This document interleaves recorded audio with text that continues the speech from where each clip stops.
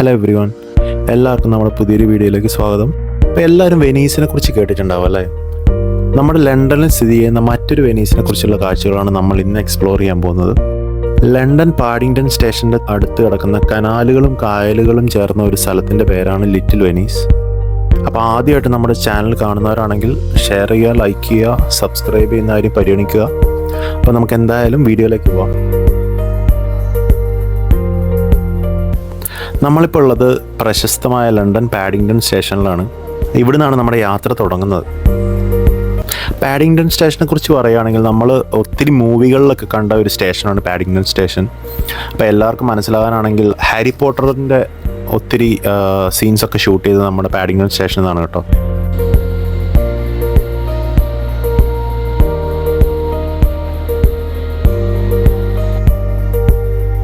Paddington സ്റ്റേഷനിൽ നിന്ന് ഏകദേശം 1.5 കിലോമീറ്റർ ദൂരമുണ്ട് ലിറ്റിൽ വെനീസിലേക്ക്. സ്റ്റേഷൻ്റെ തൊട്ട് പുറത്ത് ഒത്തിരി കമ്പനികളുടെ ഓഫീസ് നമുക്ക് കാണാൻ പറ്റുന്നതാണ്.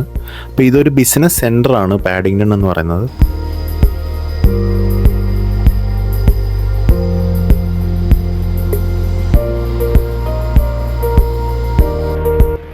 പാഡിംഗ്ടൺ സ്റ്റേഷൻ്റെ പുറത്തുനിന്നുള്ള കാഴ്ചയാണ് കേട്ടോ ഇത്.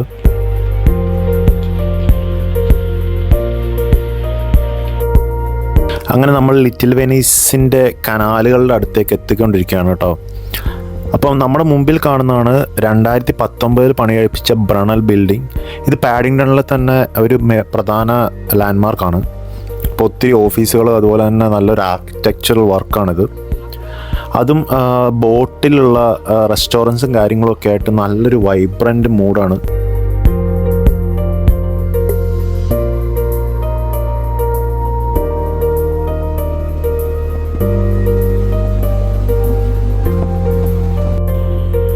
ഇനി നമുക്ക് നടക്കേണ്ടത് മൊത്തം കനാലിൻ്റെ തീരത്തൂടെയാണ്. ഒരു 3-4 മൈലോളം നീളുന്ന പാത്ത് വേ കനാലിൻ്റെ തീരത്ത് പണിതിട്ടിട്ടുണ്ട്. അതുപോലെ തന്നെ നമുക്ക് കനാലിൻ്റെ 2 കരയിലും ഒത്തിരി ബോട്ടുകൾ കാണാം. അത് യഥാർത്ഥത്തിൽ ബോട്ടുകൾ റെസ്റ്റോറൻ്റായിട്ട് കൺവേർട്ട് ചെയ്തിരിക്കുന്നതാണ് കേട്ടോ. അപ്പോൾ ഒത്തിരി ആളുകൾ അതിൽ നിന്ന് ഭക്ഷണം കഴിക്കുന്നുണ്ട്. അപ്പോൾ എന്തായാലും നല്ലൊരു കാഴ്ചയാണ്.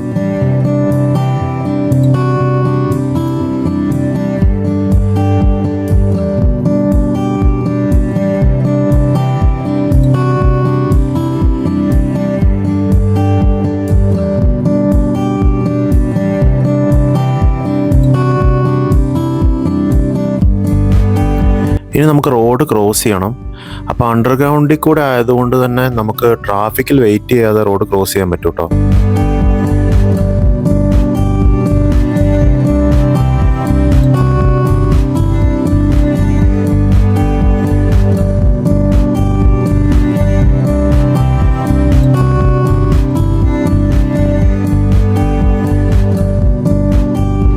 അപ്പം നമ്മൾ നടന്നുകൊണ്ടിരിക്കുമ്പോൾ കണ്ടൊരു കാഴ്ചയാണ്, ഒരു ഫാമിലി ഒരു പ്രൈവറ്റ് ബോട്ട് ഹയർ ചെയ്തത് അവർ റെസ്റ്റോറൻ്റാക്കി മാറ്റിയിരിക്കുകയാണ്.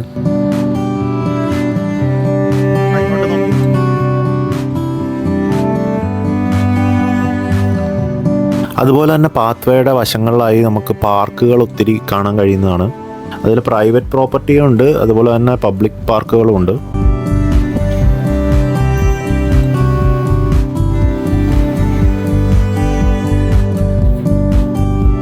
അങ്ങനെ നമ്മൾ ലിറ്റിൽ വെനീസിലേക്ക് എൻ്റർ ചെയ്തിരിക്കുകയാണ് കേട്ടോ. ഈ ഒരു ഭാഗമാണ് ലിറ്റിൽ വെനീസിൻ്റെ പ്രധാനപ്പെട്ട ലേക്കുകളിലൊന്ന്. ഇവിടെയും ഒരുപാട് ബോട്ട് റെസ്റ്റോറൻറ്റുകളുണ്ട്. അതുപോലെ തന്നെ ബോട്ടുകൾ താമസിക്കുന്ന ആൾക്കാരും ഉണ്ട് കേട്ടോ. ഇവിടെ സ്ഥിരമായി താമസിക്കുന്ന ബോട്ടുകളുണ്ട്. അതുപോലെ തന്നെ റെൻറ്റിന് ബോട്ട് അവൈലബിൾ ആണ്.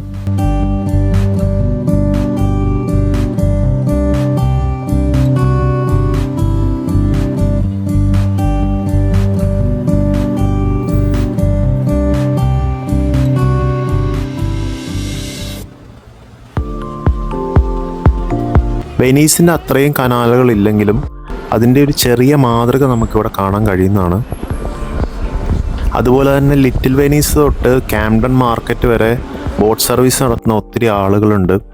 അവരുടെ പ്രധാന ഉപജീവന മാർഗം എന്ന് പറയുന്നത് ബോട്ട് സർവീസ് തന്നെയാണ്.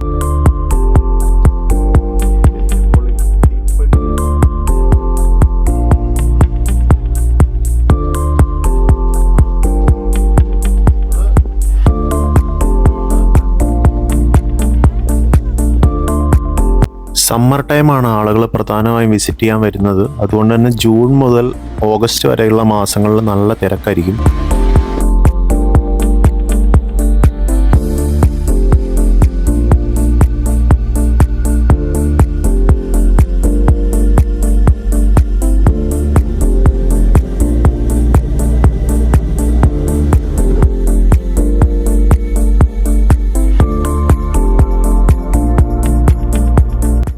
വെനീസിലെ ആർച്ച് ബ്രിഡ്ജുകളുടെ മാതൃകയിൽ ഇവിടെയും ഒത്തിരി ബ്രിഡ്ജുകൾ നമുക്ക് കാണാൻ പറ്റുന്നതാണ് കനാലിൻ്റെ കുറുകെ.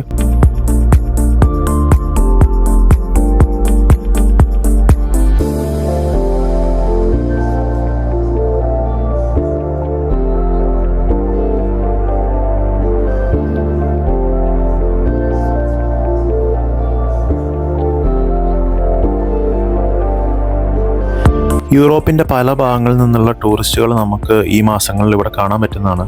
പക്ഷേ ലണ്ടൻ്റെ മറ്റുള്ള പ്രദേശങ്ങളെ അപേക്ഷിച്ച് അധികം എക്സ്പ്ലോർ ചെയ്യാതെ പോയിട്ടുള്ള സ്ഥലങ്ങളിലൊന്നാണ് ലിറ്റിൽ വെനീസ്.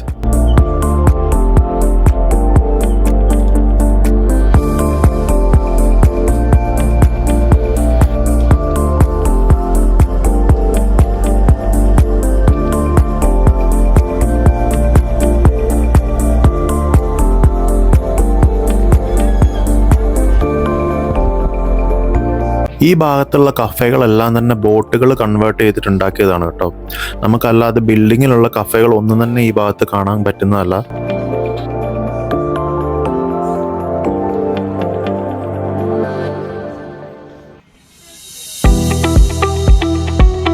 ലിറ്റിൽ വെനീസ് തൊട്ട് കാംപ്ടൺ ടൗൺ വരെ ഏകദേശം 3-3.5 മൈല് വരുന്ന കനാലാണുള്ളത്.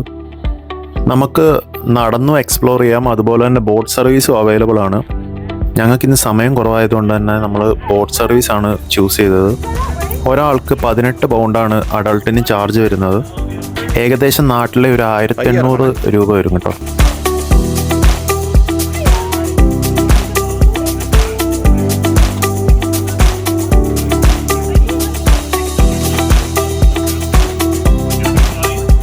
ഞങ്ങൾക്ക് ഏകദേശം മിഡിലായിട്ടാണ് സീറ്റ് കിട്ടിയത്.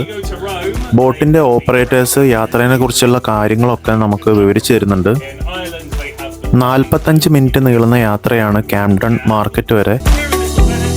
യാത്രയുടെ അവസാനം ടിപ്പ് കൊടുക്കാൻ താല്പര്യമുള്ളവർക്ക് ഒരു ബോക്സ് പ്രൊവൈഡ് ചെയ്തിട്ടുണ്ട്.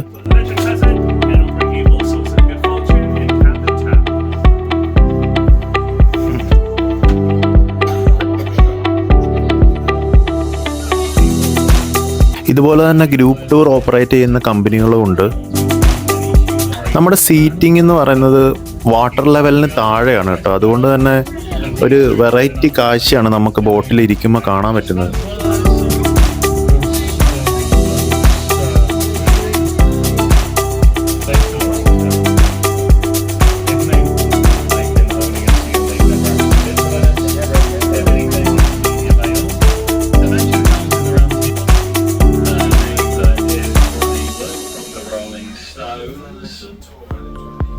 Look up a poem of his called Sea Fever. It's owned by the computer and was one of his first designs. കനാലിൻ്റെ വശങ്ങളിൽ കാണുന്നത് ആളുകൾ താമസിക്കുന്ന ബോട്ടുകളാണ് കേട്ടോ. അപ്പോൾ അതിലേക്കുള്ള ഇലക്ട്രിസിറ്റി പ്രൊവൈഡ് ചെയ്യാനുള്ള ചാർജിങ് പോയിന്റുകളും അവൈലബിൾ ആണ്.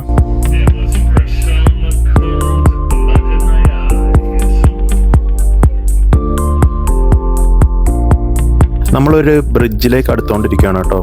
അപ്പോൾ ബ്രിഡ്ജിൻ്റെ മുകളിൽ തന്നെ ഒരു റെസ്റ്റോറൻറ്റും കനാലിൻ്റെ കുറുകെ സ്ഥിതി ചെയ്യുന്നുണ്ട്.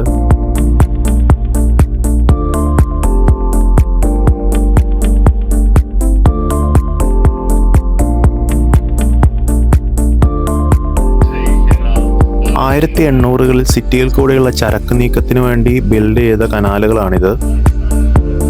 അന്നത്തെ കാലഘട്ടങ്ങളിൽ കുതിരകളെ ഉപയോഗിച്ച് ചരക്ക് നീക്കുന്നതിലും കുറച്ചും കൂടെ എളുപ്പമായിരുന്നു കനാലുകൾ വഴിയുള്ള ചരക്ക് നീക്കം.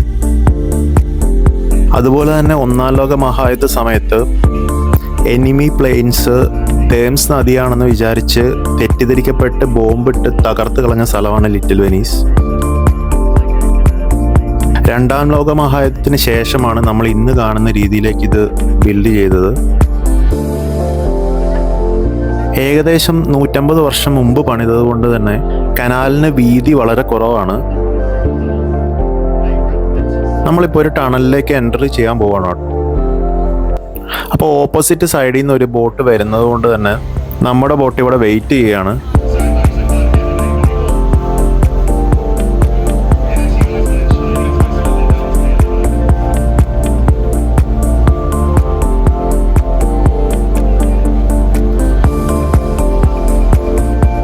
നമ്മുടെ ബോട്ട് ഓടിക്കുന്ന ഒരു ലേഡിയാണ്. വളരെ സ്കില്ല് വേണ്ട ഒരു ജോബായിട്ടാണ് എനിക്ക് തോന്നിയിട്ടുള്ളത്. കാരണം വളരെ ലോങ് ആയിട്ടുള്ള ഒരു ബോട്ടാണ്. കനാലിന് വളരെ വീതി കുറവായതുകൊണ്ട് തന്നെ വശങ്ങളിൽ ഇടിക്കാനുള്ള ചാൻസ് വളരെ കൂടുതലാണ്. പക്ഷെ അത് അവർ നന്നായിട്ട് മാനേജ് ചെയ്ത് ഡ്രൈവ് ചെയ്യുന്നുണ്ട്.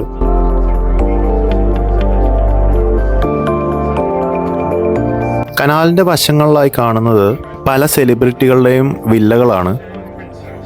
അതിനോട് ചേർന്ന് തന്നെ പ്രൈവറ്റ് ലക്ഷറി ബോട്ടുകളും ഉണ്ട്.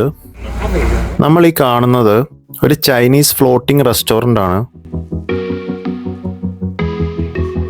നമ്മുടെ വലതുവശത്ത് കാണുന്നത് ഒരു water sports outdoor activity centre ആണ്. പൈററ്റ് കാസിൽ എന്നാണ് ഇതിൻ്റെ പേര്. ഇതൊരു ചാരിറ്റി ബേസ്ഡ് ഓർഗനൈസേഷനാണ്. അപ്പോൾ ഇവിടെ കയാക്കിങ് അതുപോലുള്ള വാട്ടർ സ്പോർട്സ് ആക്ടിവിറ്റീസ് ഒക്കെ അവൈലബിൾ ആണ്. താല്പര്യമുള്ളവർക്ക് ഇവിടെ മെമ്പർഷിപ്പ് എടുത്ത് ഇതുപോലുള്ള ആക്ടിവിറ്റികൾ ചെയ്യാവുന്നതാണ്. ഈ ബ്രിഡ്ജ് കഴിയുന്നതോടുകൂടി നമ്മുടെ ബോട്ട് യാത്ര അവസാനിക്കുകയാണ്. നമ്മൾ ക്യാംഡൻ മാർക്കറ്റിലേക്ക് എൻട്രി ചെയ്യാൻ പോവാണ്.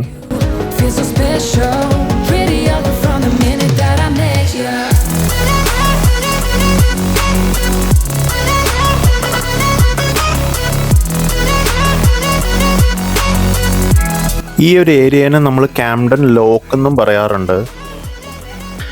സ്ട്രീറ്റ് ഫുഡിൻ്റെ ഒരു സെൻ്ററാണ് ക്യാംഡൻ മാർക്കറ്റ്.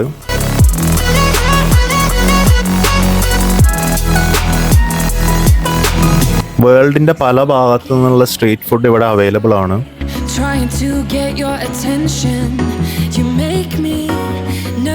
അപ്പോൾ ഇതിൻ്റെ തുടർച്ചയായി തന്നെ നമ്മൾ ക്യാംഡൻ മാർക്കറ്റിൻ്റെയും ക്യാംഡൻ ലോക്കിൻ്റെയും ഒക്കെ കാഴ്ചകൾ അടുത്ത വീഡിയോയിൽ ചെയ്യുന്നതാണ്. അപ്പോൾ വീഡിയോ ഇഷ്ടപ്പെട്ടാൽ എല്ലാവരും ലൈക്ക് ചെയ്യുക. അതുപോലെ തന്നെ സബ്സ്ക്രൈബ് ചെയ്യുന്ന കാര്യം പരിഗണിക്കുക. നിങ്ങളുടെ അഭിപ്രായങ്ങൾ എല്ലാവരും കമൻറ്റ് ചെയ്യുക. Stay tuned for next vlog. Thanks for watching.